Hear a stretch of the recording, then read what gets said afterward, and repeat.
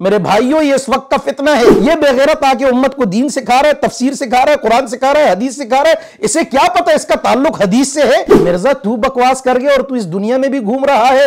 अब आपको नहीं छोड़ा जाएगा। हम ना मुफ्ती तारिक मसूद साहब दामत बरकातुहुल आलिया की तरह आएंगे कि कल को आप कहें जी मैं तो डाला देख के पच गया सी। मिर्जा साहिब हमारी मंतिक की किताबों के मुकद्दमे नहीं पढ़ सकते।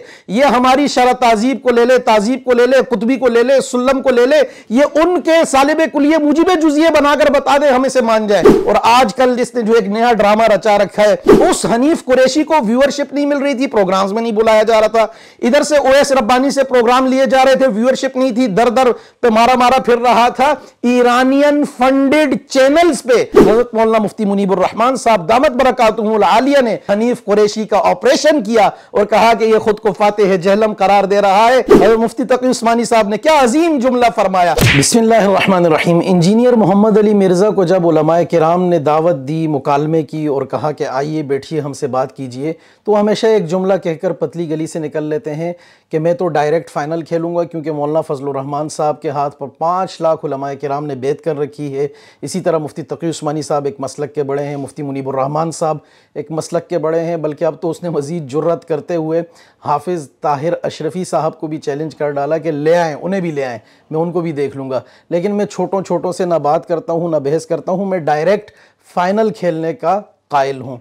तो इंजीनियर मोहम्मद अली मिर्ज़ा साहब की खिदमत है, हम ये अर्ज़ करना चाहते हैं इंजीनियर साहिब, फ़ाइनल खेलने से पहले सेमीफ़ाइनल होता है, उससे पहले क्वार्टर फाइनल होता है, उससे पहले राउंड मैचेस होते हैं, और उन राउंड मैचेस में जाने के लिए भी एक अहलियत की ज़रूरत होती है जो इस काबिल इस लायक होता है। वगरना वेस्ट इंडीज़ जैसी टीम हो, उसे भी वर्ल्ड कप के क्वालिफाइंग राउंड में आगे नहीं आने दिया जाता और वो टूर्नामेंट या उस इवेंट में शिरकत नहीं कर सकते। अगर तो आप में अहलियत है इन उलमाए किराम के पास बैठने की भी, तो आप बैठ सकते हैं, लेकिन आपके अंदर तो अहलियत ही नहीं। आप मुझे दरस निज़ामी में पढ़ी या पढ़ाई जाने वाली किताबों के नाम तक नहीं बता सकते। आप जिन किताबों के रेफरेंसेस देते हैं, आप उन किताबों में से किसी भी किताब की किसी भी इबारत को खोलकर नहीं पढ़ सकते। आप ना उर्दू पढ़ सकते हैं, ना फ़ारसी पढ़ सकते हैं, ना अरबी पढ़ सकते हैं। जब आपकी इल्मी सलाहियत ये है, तो हम हज़रत मौलाना मुफ्ती तकी उस्मानी साहब, मुफ्ती मुनीबुर रहमान साहब, मौलाना फजल रहमान साहब या हाफिज़ ताहिर अशरफ़ी साहब, ये किसी भी आलिम दीन को आपके सामने क्यों कर बिठाएं।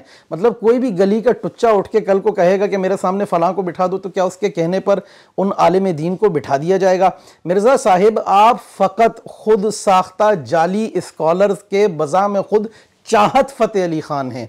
जिस तरह चाहत फ़तेह अली ख़ान ने एक ड्रामा बना रखा है, कहीं वो नाचता है, गाता है, अपने सुर बनाता है, अपने राग बनाता है, इसी तरीके से आप भी अपने सुर अपने राग बनाए जा रहे हैं। लोग तफरी ले रहे हैं, आप समझ गए कि शायद आप जो है वायरल हो गए, आपको व्यूअरशिप मिल गई। आपको देखा चाहत फ़तेह अली ख़ान को भी जाता है, देखा किसी पोर्न स्टार को भी जाता है, लेकिन शोहरत पैमाना नहीं होती। अगर शोहरत ही पैमाना हो तो आपसे मशहूर बड़े गंदे लोग जो हैं वो बैठे हैं, फिर हम उन्हें भी पेशवा बना दें, मुक्तदा बना दें। और अगर दीन के मुतनाज़े मामलात में शोहरत पैमाना हो, तो आपके अब्बा हुजूर जो थे मिर्ज़ा कादियानी साहब, वो भी बड़े मशहूर आदमी थे और बड़ा उन्होंने आप ही की तरह बहुत सारी जसारतें की, बहुत सारी जुर्रतें की, बहुत सारे एक्सपेरिमेंट्स किए।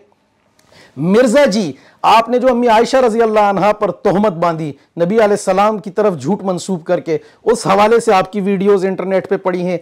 आप गुस्ताख सहाबा हैं। वहाँ माँ आयशा रज़ी अल्लाह अन्हा पर कोई बात करे तो कुरान करीम की आयत उतर जाती है। यहाँ पाकिस्तान में आज किसी जर्नल की शान में गुस्ताखी की जाए तो फ़ौरन पुलिस पहुंच जाती है, इदारे पहुंच जाते हैं। हमारा दीन बकौल हमारे एक दोस्त मुफ्ती अब्दुर्रहमान मदनी साहब के इतना यतीम हो चुका कि इनके बाप का दीन है या इनकी माँ जहेज़ में लाइए कि कोई भी उठ के कुछ भी जसारत कर जाता है। अब आपको नहीं छोड़ा जाएगा। आपने हज़रत अमीर मुआविया रज़ी अल्लाह ताला अन्हु की शान मुबारक में गुस्ताखी करते हुए कहा, बकवास की, भौंका कि अमीर शाम पर के शियो, तुमने सारी जिंदगी अमीर शाम पर लान तान करके वो काम नहीं किया जो मैंने 10 साल में रजी अल्लाह अन्हु करके कह दिया। क्या बकवास कर रहे हो? तुम कहते हो तुमने हजरत अमीर मुआविया रजी अल्लाह अन्हु को एक्सपोज किया। अरे अमीरुल मोमिनीन खालुल मोमिनीन सैयदना अमीर मुआविया रजी अल्लाह ताला अन्हु के घोड़े के पांव की खाक के बराबर बड़े बड़े आबिद खुद को कुछ नहीं समझते। मिर्जा, तू बकवास कर गया और तू इस दुनिया में भी घूम रहा है। तुझे आज तक पसे ज़िंदा नहीं किया गया, तुझ पर FIRs कटी हैं, तुझे गिरफ्तार नहीं किया जा रहा।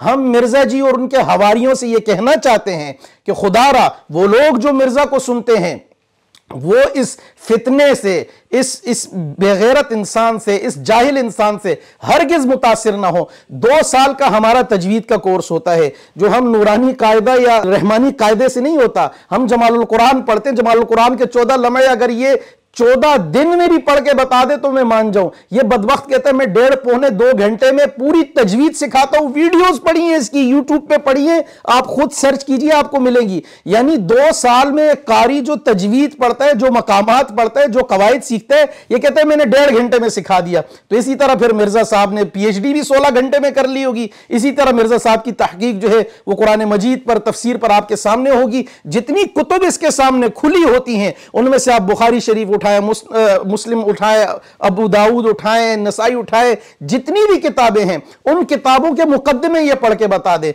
ये और तो छोड़े, ये हदीस के तो काबिल ही नहीं है, हदीस के तो लायक ही नहीं है। क्या मुंह और क्या मसूर की दाल। ये चीपिद्दी शोरबा वाली मिसाल को अगर मद्देनजर रखा जाए तो मिर्जा साहिब हमारी मंतिक की किताबों के मुकद्दमे नहीं पढ़ सकते। ये हमारी शरह ताजीब को ले ले, ताजीब को ले ले, कुतबी को ले ले, सुल्लम को ले ले, ये उनके सालिबे कुलिये मुजिबे जुजिये बनाकर बता दे, हम इसे मान जाए। ये तोजी तलवी की इबारत नहीं पढ़ सकता, नूरुल अनवार नहीं पढ़ सकता, शरह अकायद नहीं पढ़ सकता।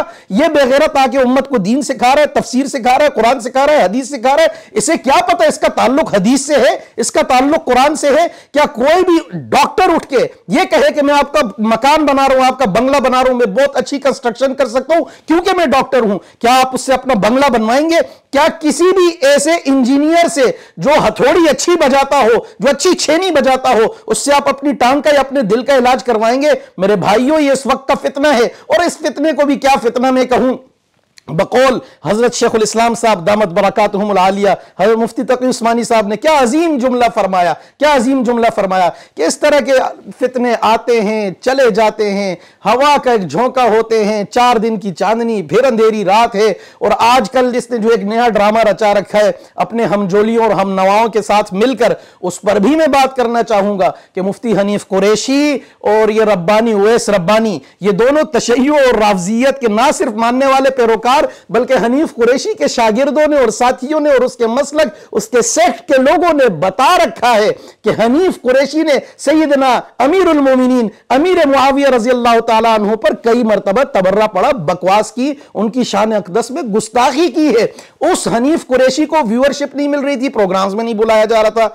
इधर से ओएस रब्बानी से प्रोग्राम लिए जा रहे थे, व्यूअरशिप नहीं थी, दर दर पे मारा मारा फिर रहा था। ईरानियन फंडेड चैनल्स पे ये एंकरी करता है, वहां लोगों को पहले बुला के फंसाता था, उनसे उनके अकीदे के बरखिलाफ नारे लगवाता, अहले सुन्नत से याली मदद के नारे लगवाता है। लेकिन जब सुन्नी उलमा, बरेलवी उलमा या देवबंद के उलमा उससे कहते हैं कि आप हक चार यार कहो, तो उसकी जुबान गंग हो जाती है, वहां उसकी जुबान से अल्फाज नहीं निकलते।